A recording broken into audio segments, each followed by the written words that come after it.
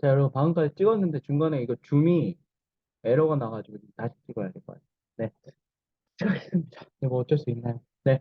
자, 여러분, 요거는 3학년 1반, 네, 지금 진도가 한 4차시 정도 빠져가지고 3학년 1반만을 위한 영상입니다. 네, 잘 따라오시고요. 그럼 미리 말씀드리면 이 내용 별로 재미있는 내용이 아니에요. 그래서 잘 한번 따라오세요. 중요한 내용들이니까. 화면 공개하면서 가겠습니다. 네. 아까보다 좀 텐션이 떨어지네요. 네. 자, 그럼 보죠. 우리 앞서서 우리 고려에 대해서 공부를 했고요. 왕건이 얼마나 인싸였는지 우리 같이 확인했었습니다. 근데 이제 무슨 문제가 있냐면, 자, 그럼 지금 왕건이요. 네. 29명의 왕비, 그 다음에 34명의 왕자를 뒀다고 했어요. 뭐 왕건 입장에서 좋지. 자기가 인싸임을 널리 알릴 수 있어. 근데 문제는 뭐냐면, 자, 여러분 34명이나 자식들이 있으면 무슨 문제가 초래돼요? 이거죠. 예, 왕이 다툼을 하게 되죠. 그래서 세조의 뒤를 이어서 두 번째 왕인 세종, 세 번째 왕인 정종, 네 번째까지 광종 때까지 이 사람들은 서로 형제예요. 여러분 근데 일반적으로 왕은 부자, 아버지가 자식에게 넘겨주는 게 맞죠. 근데 지금 형제들끼리 돌려가면서 왕위를 하고 있습니다. 정상적이지 않다는 거죠. 뭐 하고 있다는 거예요? 형제들끼리 서로 죽이고 권력 다툼을 하고 있다라는 걸 우리가 알 수가 있습니다. 네. 그래서 보시면 실제로 여러분이 광종이라는 사람, 여기 화면에 있는 사람 되게 무섭게 생겼죠? 이 아저씨 같은 경우 이 형인 정종이 죽을 때 아직 젊은 나이에 죽었거든요. 젊을 때 정종은 스포츠 광해, 운동 광해, 키도 엄청 크고 몸무게도 막 엄청나고 이런 사람이었는데 갑자기 죽었다. 좀 합리적인 의심을 해볼 수도 있어요. 과연 정종이 갑자기 자연사란 걸까? 아니면 그 뒤를 이어서 왕이 된 누군가가 뭔가를 한 걸까? 요건 한번 합리적 의심을 우리가 해볼 필요는 있을 것 같습니다. 네, 이래요. 어쨌든 이렇게 해서 광종이 왕이 되고요. 그리고 하나의 목표를 잡습니다. 자, 여러분. 이 34명의 자식의 어머니인 이 22명, 이 22명의 부모가 누구죠? 바로 호족이죠. 22명의 왕비는 다 호족 출신의 딸들이잖아요. 그러니까 광종 입장에서는 호족의 권력을 약화시키고 왕권을 강화시키는 게 최고의 지상 목표였습니다. 그래서 광종이 세 가지 이제 것들을 이제 추진하게 되는데 여러분 좀 알고 계시면 좋아요. 첫 번째, 전체적으로는 호족을 수청합니다. 호족 한 수백 명 정도를 한 잔치에 불러가지고 한 명씩 문을 따고 들어올 때마다 죽여버려. 한 명씩 들어올 때마다 죽여버려. 이런 식으로 해가지고 호족들을 수청을 하고요. 호족이 죽으니까 나라가 돌아가야 안 돌아가요. 행정 업무를 볼 사람이 없잖아요. 그래서 호족 대신에 새로운 인재를 등용을 할 수 있는 방법을 찾습니다. 호족은 기본적으로 핏줄 또는 집안을 보고 들어온 애들이잖아요. 그게 아니라 핏줄 집안 안 보고 실력으로 보겠다. 그래서 이제 만들어진 게 과거제입니다. 마침 이제 당나라, 그다음 수나라, 당나라, 송나라를 거치면서 중국에서 과거제가 들어온 영향도 있습니다. 그래서 그 중국의 쌍기, 중국 후주 사람 쌍기라는 사람에 의해서 과거제가 수용이 됐고요. 이 과거제 실시를 통해서 인재를 등용한다 생각하시면 되겠습니다. 네, 그다음에 경제적인 겁니다. 노비양건법입니다. 네, 노비양건법.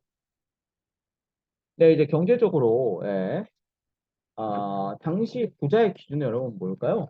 예, 코인, 주식, 네, 이런 게 아니죠. 당신은 노비를 얼마나 가지고 있느냐, 토지를 얼마나 가지고 있느냐가 중요했습니다. 그래서 네, 노비인데 노비인지 아닌지 검사하는 법을 만들어요. 그래서 실제로 노비가 아니었는데 호족이 강제로 자기의 권력으로 노비로 만든 사람을 다시 양반으로 돌리는 노비 안건법이라는 걸 실시를 합니다. 호족의 경제적인 기반을 없애고요.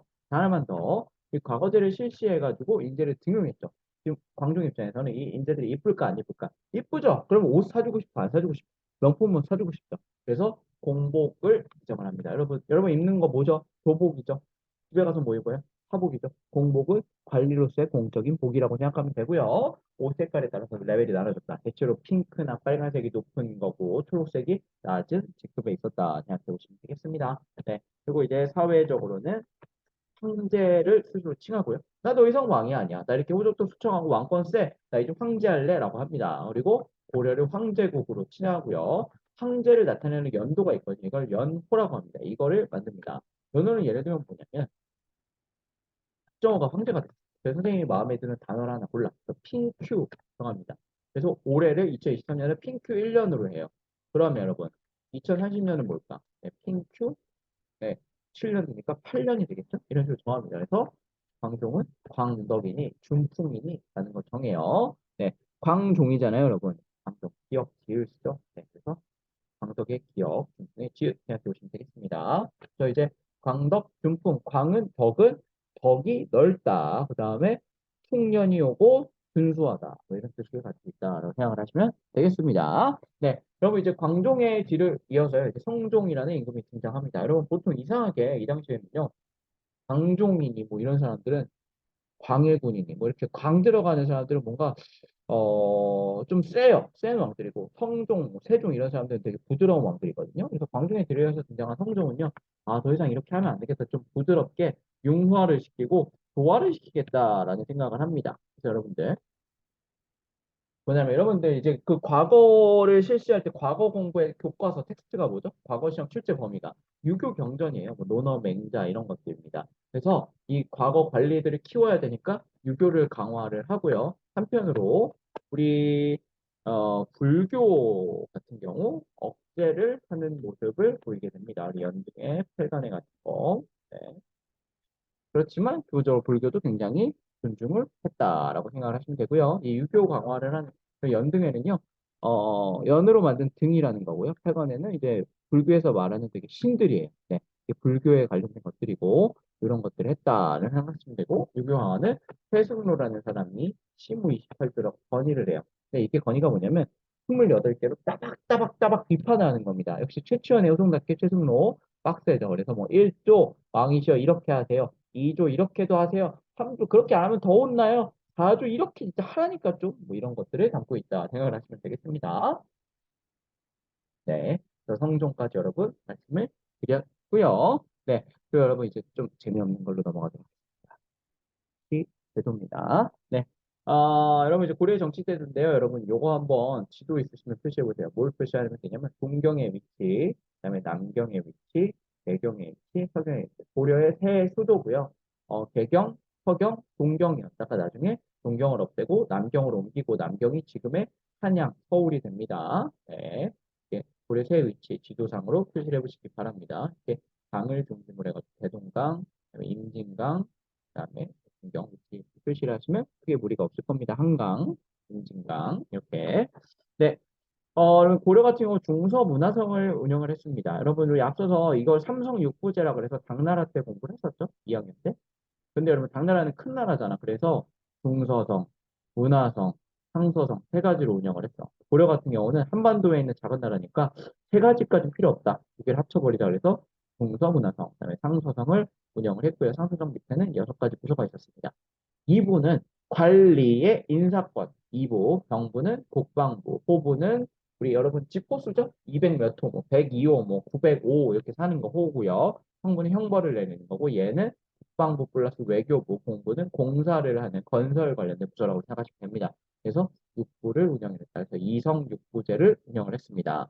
중추원은 비서기구입니다. 비서, 왕의 비서 역할을 하는 애들이고요. 어사제는 암행어사 출두요원의 관리의 비리를 감찰하는 역할을 하고요. 3사는 회계를 담당했습니다. 여러분 그 3사 옆에다가 국가재정 출납 회계 옆에다가 이렇게 하시고 아니다라는 표시를 해주시고 여기다가 조선의 3사 표시해 주세요. 조선의 3사가 나오는데 같은 말이어서 여러분이 오해할 수 있을 것 같은데 조선 3사는 언론기관이었다라고 생각을 하시면 되겠습니다. 여러분 얘네는 늘 있는 기관이에요. 그러니까 안 없어지고 늘 있는 기관이고요. 임시기관이 몇 개 있거든요. 두 가지입니다. 하나는 도병마사, 하나는 식목조감이에요.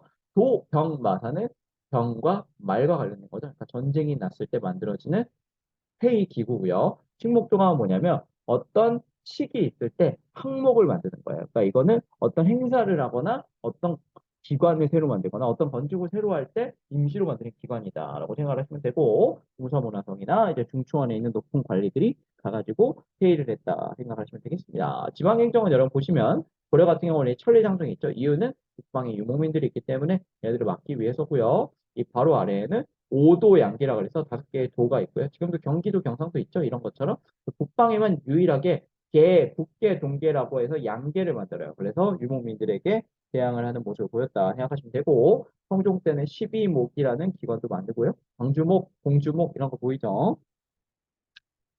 그리고 삼경은 여러분 체크해 보시면 되고요. 그다음에 여러분 밑에 주연 속편만 선생님 좀 이야기해 드릴게요.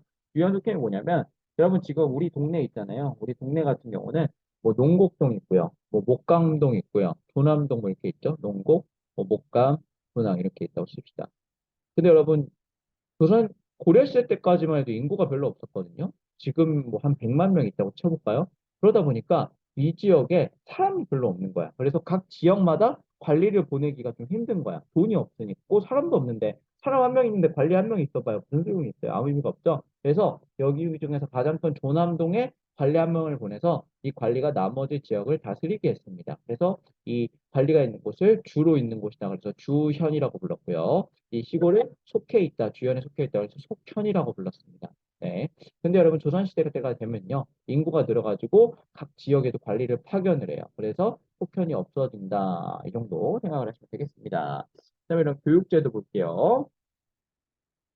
네, 여러분 성종 때 우리 신라의 국학과 같은 국자감이라는 거 맞습니다. 국자감이라는 거는 국가의 자랑스러운 자식들을 키우는 곳이라는 생각을 하시면 되고요. 국자감은 나중에 성균관으로 고려시대 말에 이름이 바뀌거든요. 여러분이 잘 아는 성균관 대학교입니다. 홍대는 졸업식 때 꼭 이런 복장을 입고 이런 포즈로 사진을 찍어야 된다라는 것도 굉장히 유명하죠. 네. 아이고, 네. 얘도 한번 보시고요. 네. 또 국장 옆에 지방에 향교가 있다고 그랬죠. 그러니까 치자면 국자감 성균관은 서울대, 그다음에 향교는 지방대, 뭐 이렇게 생각을 하시면 되겠습니다. 관리 등용 제도로 과거가 있었고요. 문관, 네, 작과, 승과가 있었습니다. 네. 그럼 문관에는 그러니까 공부하는 사람들 뽑는 거죠. 재술과 명언과가 있었는데 재술은 논술 시험이고요. 명경과는 경전 암기 시험이에요. 네, 그래서 예를 들면 성경으로 치면 뭐 성경을 다 외우게 한 다음에 잠언 19절, 뭐 19장 19절에 무슨 말이 있나요? 이러면서 테스트를 하는 거고요. 작가는 기술관들, 네, 승과라 그래서 스님들 중에 과거에 보시면 관직을 줬다 생각하시면 되고요. 다만 여러분 옆에 승과 옆에 이렇게 적어볼게요. 목과 일세. 여러분 보세요. 목과만 없어요. 우리 고려는 되게 싸움을 잘하는 게 중요한 나라인데도 불구하고 그래서 이게 나중에 우리 뒤에 공부할 시험과 직결되어 있는 무신정변으로 연결이 됐다. 무신들이 반란을 일으킨 거죠. 이렇게 한번 표시를 해 놓으시기 바랍니다. 음서는 현대판 음서 뭐 이런 이야기도 하는데 그게 실력이 아니라 우리 혈통이나 신분 또는 이제 가문의 힘을 통해서 관직에 오르는 거를 음서라고 했습니다. 네, 그리고 그 밑에는 전시과라고 적어보세요. 전시과는 여러분, 네, 여러분 공무원 호봉표 이런 거 알죠? 그런 것처럼 등급에 따라서 우리 월급을 다르게 줬다 생각하시면 되고요. 다만 당신은 월급, 화폐 제도가 없었기 때문에 어떻게 줬냐면 전, 밭과 시, 땔감이 있는 곳은 산이죠. 그 밭과 산의 수조권을 나눠주는 거예요. 등급에 따라. 수조권은 세금, 조세를 후거할 권리죠. 그러니까 세금을 거둘 권리를 줬다라고 생각을 하시면 되겠습니다. 그래서 공음전 뭐 이런 것도 있다. 그냥 알아만 두십시오. 자, 여러분 여기까지 일단 해보도록 하겠습니다. 수고 많았습니다.